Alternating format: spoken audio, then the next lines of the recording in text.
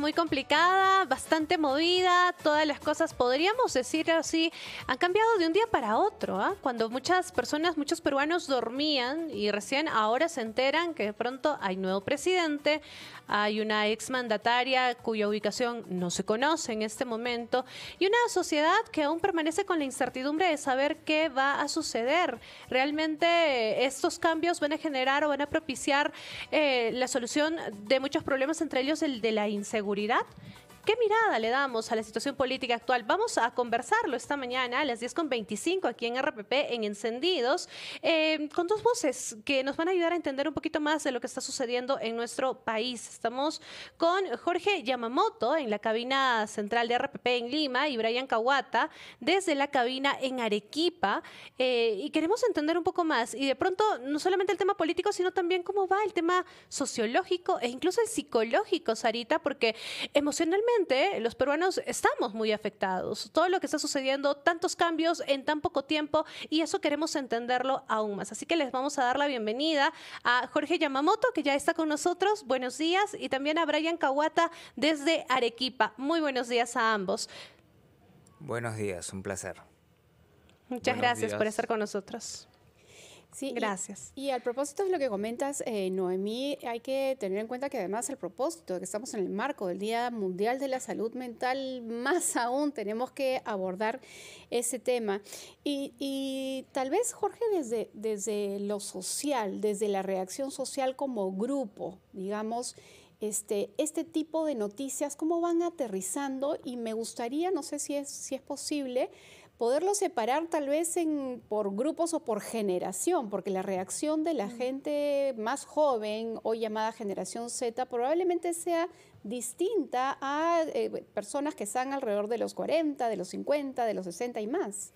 Efectivamente, los jóvenes, al margen de su generación, tienden a ser más idealistas y como consecuencia tienden a liderar los movimientos sociales.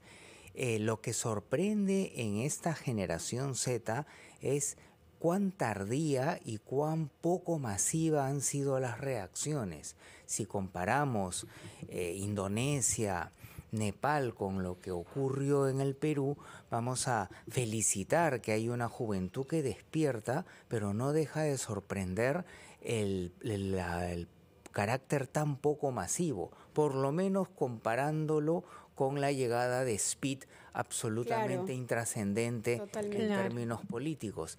Y eso es coherente con esta juventud que está más metida en TikTok diversión que en RPP Noticias, El Comercio o el New York Times.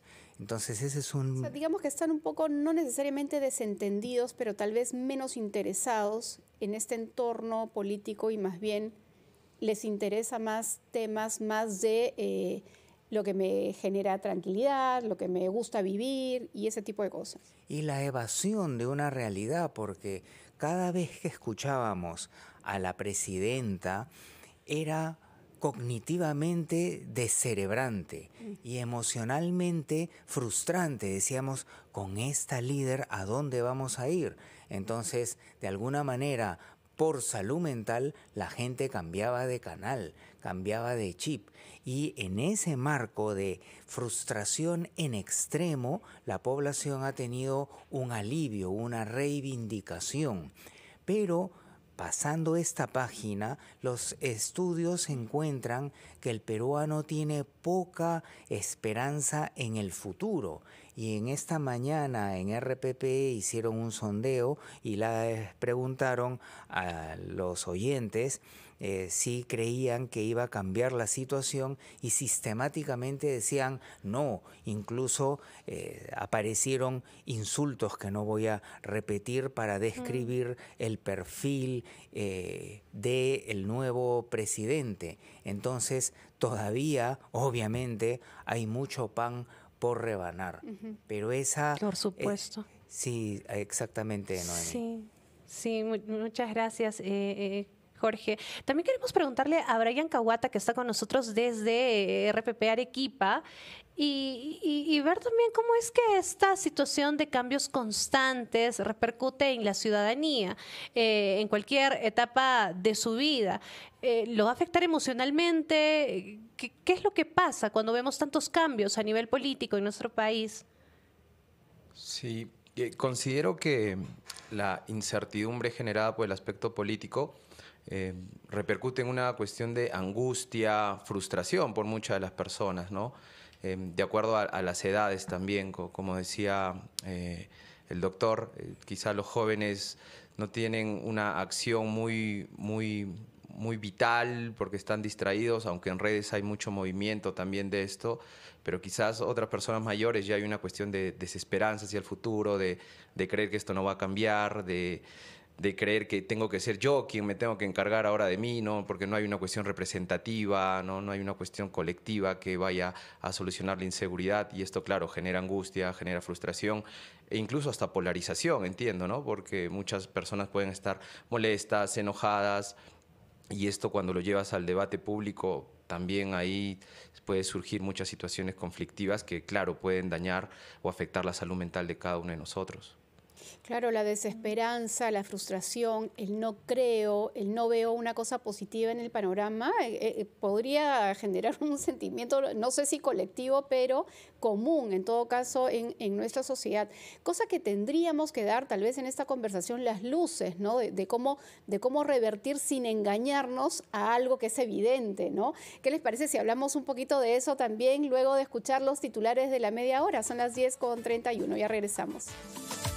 En Encendidos, listos para seguir conversando de un tema que está relacionado con la coyuntura política de nuestro país, pero sobre todo con aspectos de la salud mental y cómo manejar emocionalmente todo esto que estamos viviendo. Noemí Mamani se encuentra en el Cusco y se une a esta conversación Carlos Galdós, que se encuentra en Arequipa, junto también a nuestro invitado para seguir conversando de este tema. Carlos, ¿cómo estás?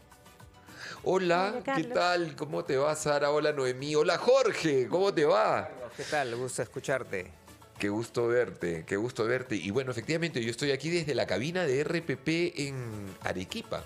Imagínense, una linda cabina, además, tan linda como la del Cusco, en serio, para que no se moleste. Mira, igualito Noemí, ¿eh? No me molesto. Sí, es igual. En Trujillo también, es igualito.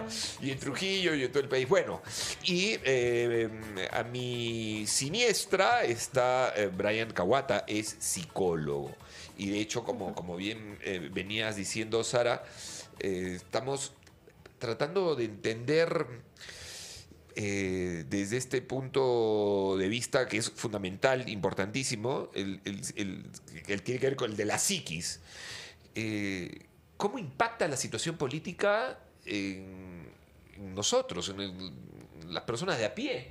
En los 33 millones de peruanos, ¿correcto? Sí. Buenos días. Buenos días. Y claro que afecta mucho en la incertidumbre, sobre todo, ¿no? Considerando además que los índices de ansiedad, la sintomatología ansiosa es bastante alta en nuestro país, a nivel mundial.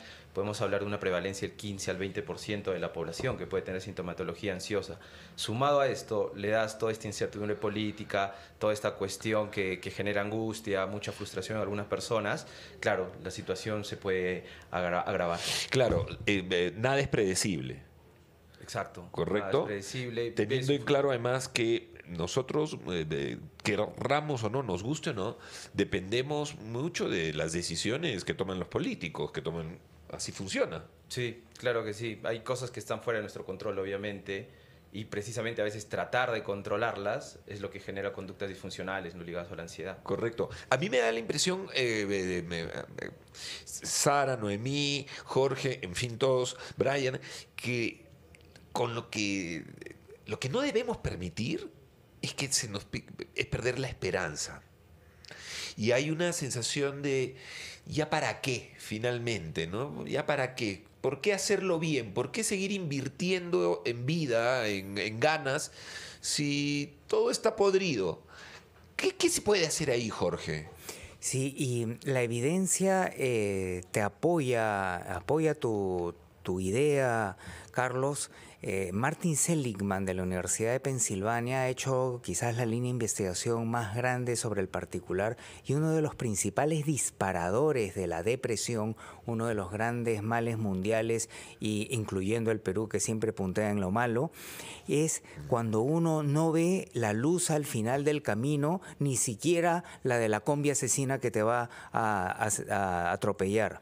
Entonces, ya la activación de la motivación, que es salir adelante, que son los circuitos de la dopamina, se congelan, y eso que va a generar una desregulación del estado de afecto, serotonina, que es el precursor de la depresión. Por eso, hacer un análisis realista, no el optimismo psicótico, ni el suicida, no pasa nada, vamos a contestar todas las llamadas telefónicas parafraseando una estrategia tristemente sabia, y ver la realidad y encontrar las brechas donde pasito a paso puedo salir adelante. Entonces ese es un gran antidepresivo, pero la tenemos difícil, pues, porque ya nos libramos de una y ahora entra un presidente que tiene una acusación de violación sexual que fue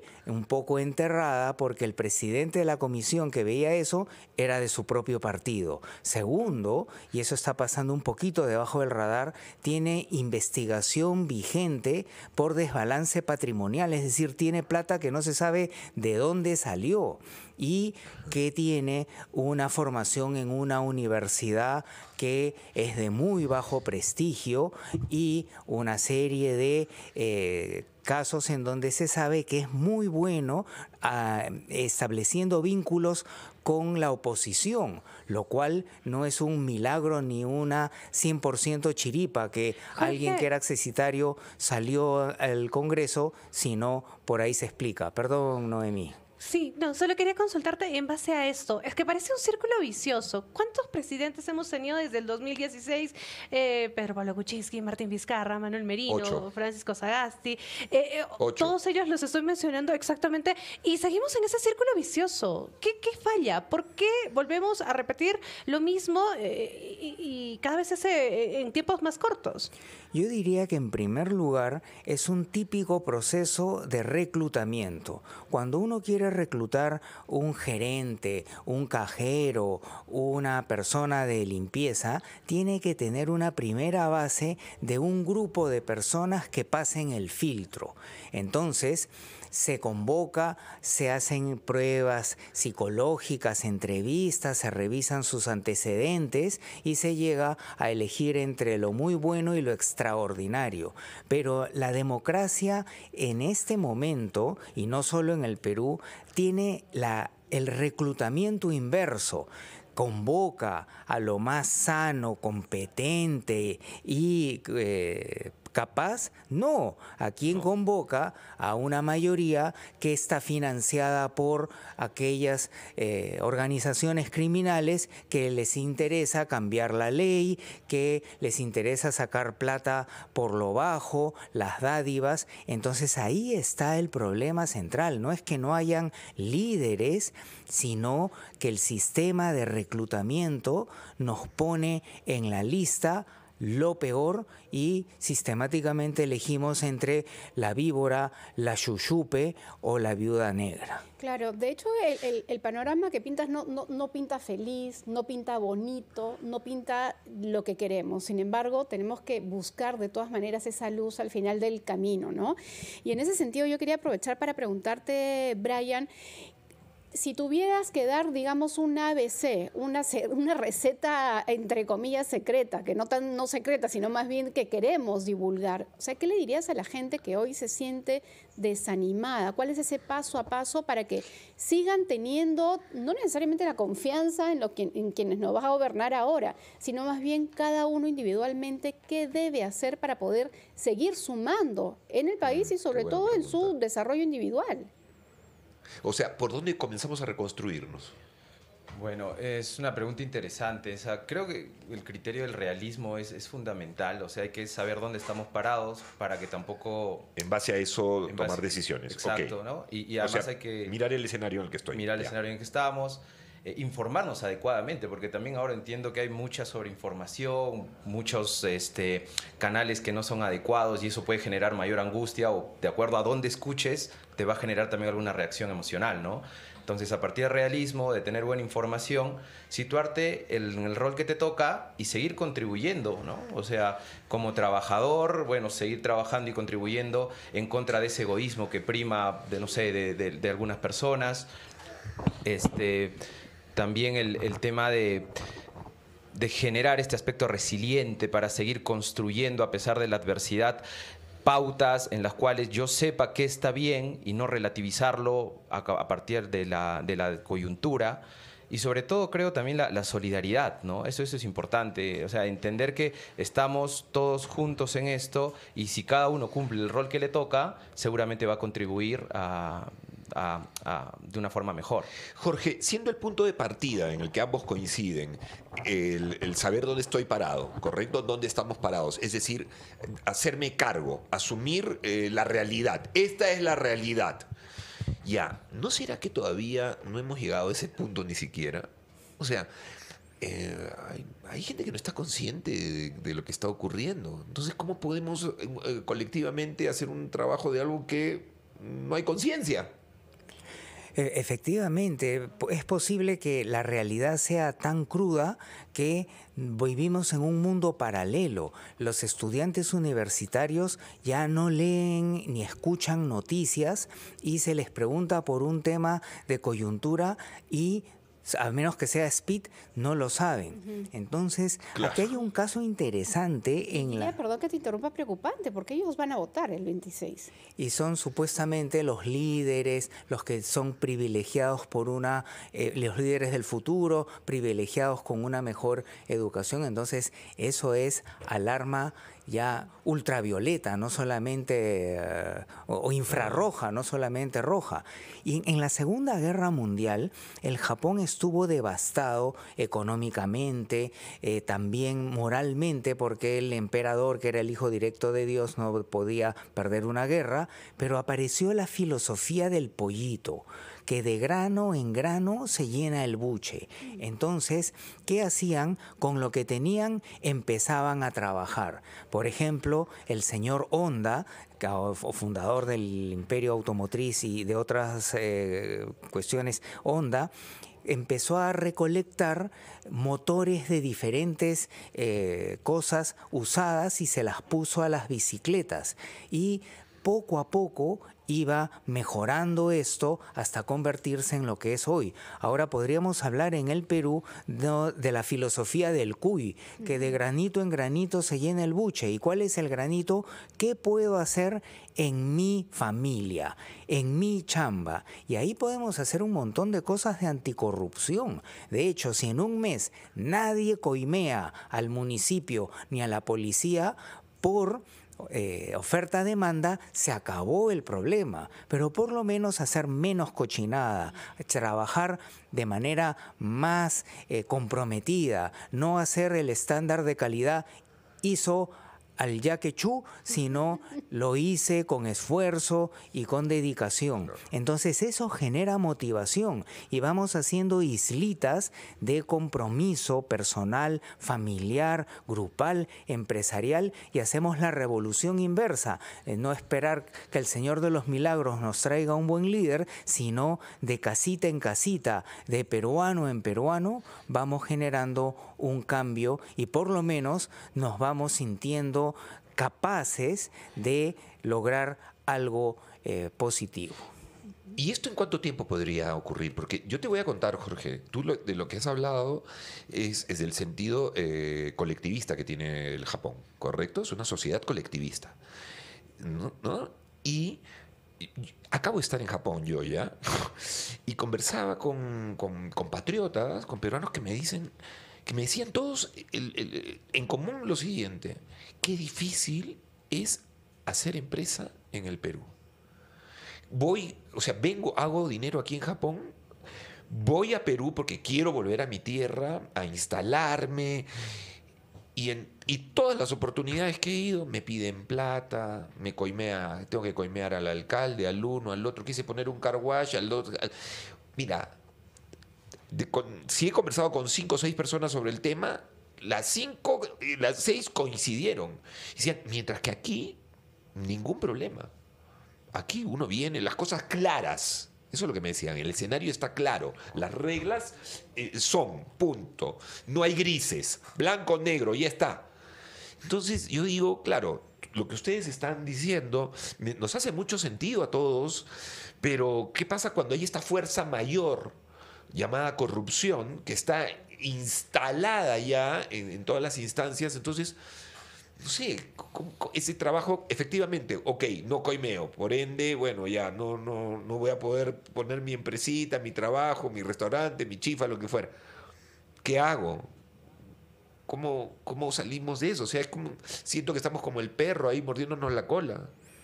Sí, yo creo que hay atajos que te permiten llegar más rápido, pero con más techo y con más riesgo de que termines viendo a rayas y con más techo porque terminas formando parte de un sistema corrupto que luego te empieza a absorber. Entonces, y esto basado en investigaciones, la gente que va por el camino correcto, sin ser santo, ojo, pero sí ser correcto, porque el santo no existe, pero Correcto, no existe. en ninguna parte de este planeta, el que va por lo correcto asciende más lentamente, pero no tiene techo y es más feliz porque tiene la satisfacción de haber caminado adecuadamente y eso hace que lo poco o lo mucho que tenga se multiplique. Entonces, yo diría que hay 2 fases. La primera es, podemos hacerlo hoy mismo, pasito a paso,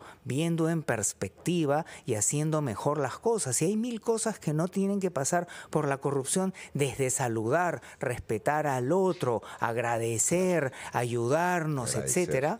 Y luego la solución parece trastocada, pero es bien simple, que se junte la gente comprometida, capaz, que haga una buena organización bien marketeada. Ya para el próximo año es muy tarde, pero que tomen una mayoría de Congreso y puedan cambiar las leyes, no para favorecer la minería ilegal y esas cochinadas que vemos ahora, sino para todo lo contrario y con un ejecutivo competente hacer el cambio en los próximos 10 años. Y a los peruanos tenemos tantas ganas de hacer bien las cosas que le van a prender vela, Carlos.